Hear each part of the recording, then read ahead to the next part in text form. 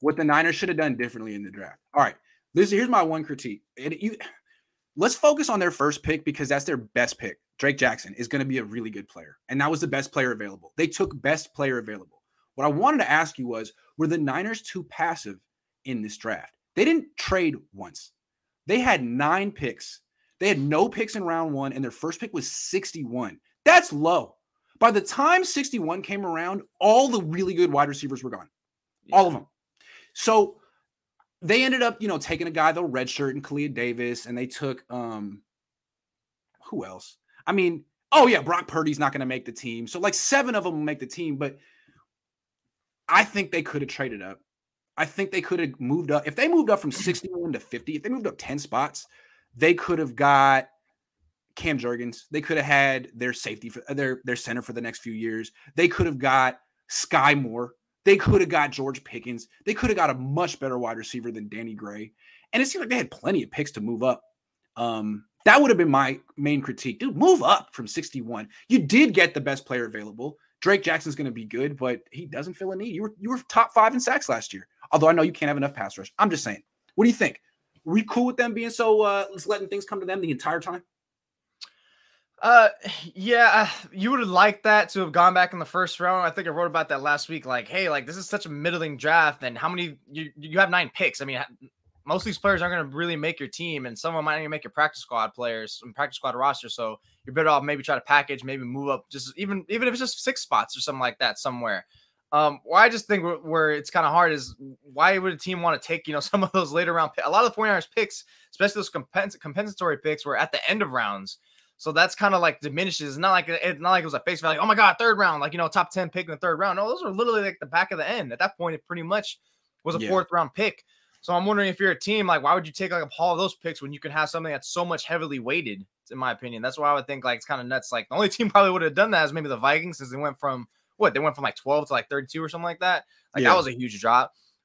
So maybe I would be hard pressed if they think they didn't try, which I think they maybe probably at least, did the due diligence, did calls around, but I guess they were just fine to stand pat. I mean, and again, it's not like they had that many roster spots that really are going to fill, other than especially, in some parts in interior and then safety. It seemed to me like if the Niners wanted to get a replacement for Alex Mack, they couldn't wait for anyone. Like Cam Jurgens was the guy. You could, after him, there was no necessarily like plug and play starter. So if you don't get Cam Jurgens, you don't trade up for him, and you just chill and get BPA, that's great. But now you have to basically beg Alex Mack to play one more year, or go through a season with, a turnstile at center. So, okay. I mean, that's fine, but now you got to draft the center next year, or sign one that matters. And the thing is, even if you didn't want a center there, let's say the Niners had gotten rid of Jimmy Garoppolo, signed Mason Cole, wasn't an issue, and they could just trade up to 50 and get the best wide receiver available. Here are the wide receivers that were on the board at 50. Tyquan Thornton, George Pickens, Alec Pierce, Sky Moore.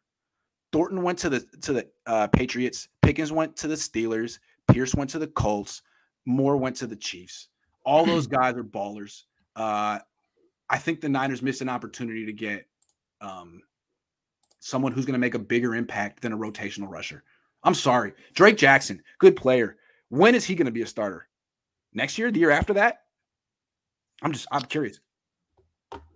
I mean, the fact you're going to put him with Chris Kasarik, he could probably be a decent, very good starter by second half of the season. I could probably see as a chance. I mean, I would never rule anything out of that magician.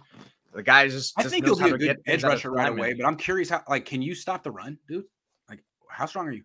You're very young. You're just at 250. Maybe in a wide 9. Maybe in a wide 9 he'll be fine. I think that's why people say like he's the D4 role, just like a pass rushing specialist, and maybe you hope he can get something. That's what I think he's going to be. The pass rushing specialist who probably never starts, but gets, the quality pass rushing reps. There's nothing wrong with that. I think that would be fine if it fits in the defense. I mean, look, to me, I think that's where he makes up for why they didn't address safety. Because now, okay, cool, Drake Jackson's going to be an efficient, pretty fairly impactful edge rusher. Then boom, that should shave off a half second or so of what our own safeties are going to have to do. So that way it doesn't feel like it's such a need. So the pass rush kind of makes it, pass rush over coverage, people say, or is it coverage over pass rush? So it's kind of almost like a preference in what you see it as. And that's why I think where they've invested in is make sure their pass rush continues to be efficient and dominant, so they don't have to worry too much about that missing safety piece. I love that philosophical debate about coverage or pass rush. John Lynch has said it's all about pass rush. Bill Belichick seems to feel the opposite. Belichick is always investing in DBs and linebackers. And I think, to me, I mean, I've talked about it a lot, but I think as offense has evolved into a spread shotgun quick passing game, that really it's more about your back seven than your front seven, because your front seven could be chasing screens left and right all day today. I'm just saying. Also, run defense doesn't matter as much anymore. And that's a big part of what defensive linemen do. Big part.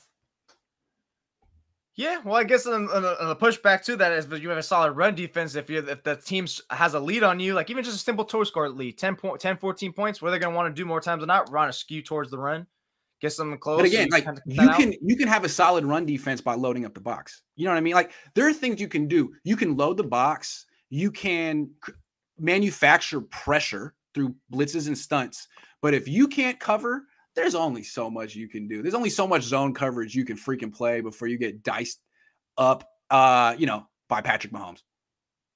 It's going to happen. That's all I'm saying. If you can't cover, I think you're kind of screwed. I don't think you can win a Super Bowl if you can't cover anymore. Yeah, and I think that point, look, and I would love for coverage to be better than pass rush. I'm fairly biased for my secondary people, but I just know it's kind of hard to fill a whole team of secondary players. At minimum, you're going to need 5 really good DBs, at least 5, probably even 6. Maybe 6, because now more and more offenses are using 3 wide receiver formations, and they're all good. 6, I mean, every year there's like 12 to 15 wide receivers who get drafted who are really freaking good. Who covers those guys? Well, maybe the 49ers did that when they got all those corners, so maybe they could develop them. They're going to start moving a little bit around. That's right. That could be a key. Cold-blooded is not letting you off the hook for your Mexico City comment. He said, nice shirt, though. Anyway. All right, that's enough of the show. Else. The Niners need to do something. Debo. Oh, I just said his name. No! Name drop. Name drop. I went 46 minutes, 32 seconds. Debo, do something. Like a tweet, unlike a tweet, unfollow someone. I need something to talk about. Are we really you know what? Yeah, we should. That means something. He liked the tweet. We can't treat him as a scrubbing his Instagram as something and then not treat his liking a tweet as something. I mean, Last Second Sports. What's up, Jesse? Says Niners 5 secondary picks in 2 drafts, and their biggest offseason signing was the secondary. Yeah, that's true, but they haven't drafted a DB with a top 100 pick ever. And the big signing they had at corner this year has 4 career picks. The Niners keep saying that it's cool. Pass rush will create interception opportunities. There's no evidence that's correct. If we just keep adding to the pass rush, the interceptions will come. No, you can be top 5 in picks, in sacks, and be bottom 10 in picks. They do it routinely. And I'm just saying, maybe if you had one dude who could catch the ball, Jaquaski, you might, you know what I'm saying? It's not Nick Bosa's fault. Adding Drake Jackson isn't going to make Jaquaski Tart catch a pop fly in center field. It's not.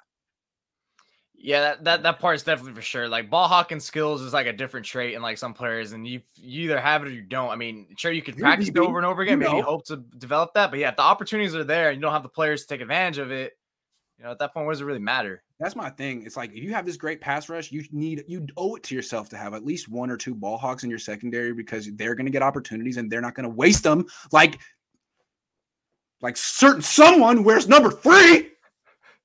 You're so rude. All the Niners. Okay, so the Niners are mostly invested in their secondary with Jimmy Ward and Charvarius Ward. Those guys have 7 career picks, 8 career picks. Great. Okay, can we get someone different? Anyway, I don't like anything the Niners do ever. David Hasselhoff, can you name one offensive upgrade to help Trey? Yeah, Ray McLeod. Are you kidding? Ray, who was drafted by Pittsburgh. They're so good. They got Calvin Austin the 3rd in round 4. That's who the Niners should have took in round 3 instead of Danny Gray. I'm saying that right now. Should have taken Calvin Austin. Steak. Calvin Austin was nice. They could have had Calvin Austin in round 4. That's another thing they should have done differently in the draft. Instead of taking Danny Gray at 105, take an offensive lineman there and get Calvin Austin in round 4. That's another one. Plus, they cited their relationship with Sonny Dykes, and they already know that player. I mean, that coach probably gave him a little more try to inside scoop, since they kind of have that bias with his friendship and such like that. Look, I mean, come on, man. Danny Gray, vertical threat. I thought it was cool. You finally have like a vertical threat in your offense. I've been saying they needed a vertical threat. I mean, it's not like he's hella fast. He's hella fast. I'll give him that. Hey, Sonny Dykes, though, you bring up Sonny Dykes. You know, the Niners have drafted a Sonny Dykes player in the past, a Sonny Dykes wide receiver. Do you know who it was? It was about 9 years ago. Who did that? Because he kind of has like a gimmicky air raid system. He was at Cal. I don't know. I was about to say he was at Cal, right? Before then, he was at Louisiana Tech. And he coached 49ers 4th-round pick, Quinn Patton. Quinn Patton. Sonny Dykes product. Caramba. So let's see. Maybe the Niners will do better with the next Sonny Dykes product at wide receiver. Hey, man, it's been 10 years later. You can get it right. We all grow. We all mature, develop. We all get better, ideally. Grow. Yeah. All right, everyone. Well, thanks for watching. I'll be back later with Larry Krueger in the afternoon and Jesse Naylor in the evening after dark when things get crazy. When we wear sunglasses at night. Banker D says Patton wasn't horrible. He was horrible. He was offensively bad. He was dramatic. He was offensively. The guy should have been paying me to watch him. He was exactly. Goodbye. Quinn Patton. He's so bad. AJ Jenkins. End the show. He doesn't know how to do anything.